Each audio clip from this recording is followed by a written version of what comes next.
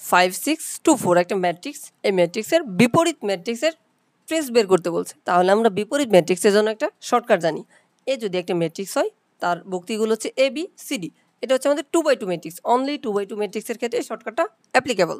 তাহলে A inverse কী হবে, 1 তাদের এডি গুণ করব, এডি মুখ্য কোণ বরাবর মাইনাস হচ্ছে বিসি। তারপরে দেখো আমাদের মুখ্য কোণ বরাবর ভুক্তিগুলো কী হবে, এক্সচেঞ্জ হবে, ডি উপরে চলে আসবে, এ হচ্ছে নিচে চলে আসবে, এই যে এক্সচেঞ্জ, ডি হচ্ছে উপরে চলে গেছে, এ হচ্ছে নিচে চলে গেছে।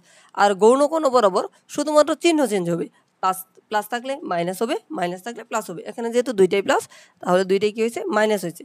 তাহলে এটার জন্য আমরা ফার্স্টে হচ্ছে বিপরীত ম্যাট্রিক্সটা নির্ণয় করি।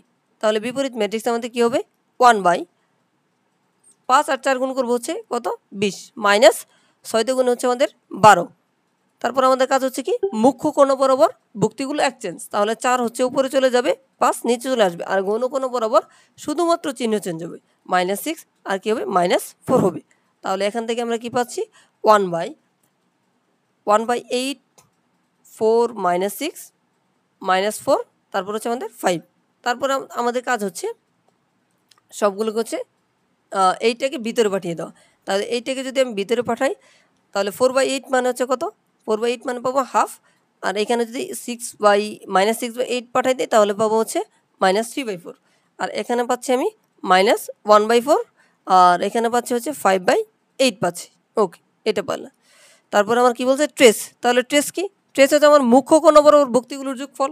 তাহলে মুখ্য কোণ বরাবর ভুক্তিগুলোর যোগফল নির্ণয় করি।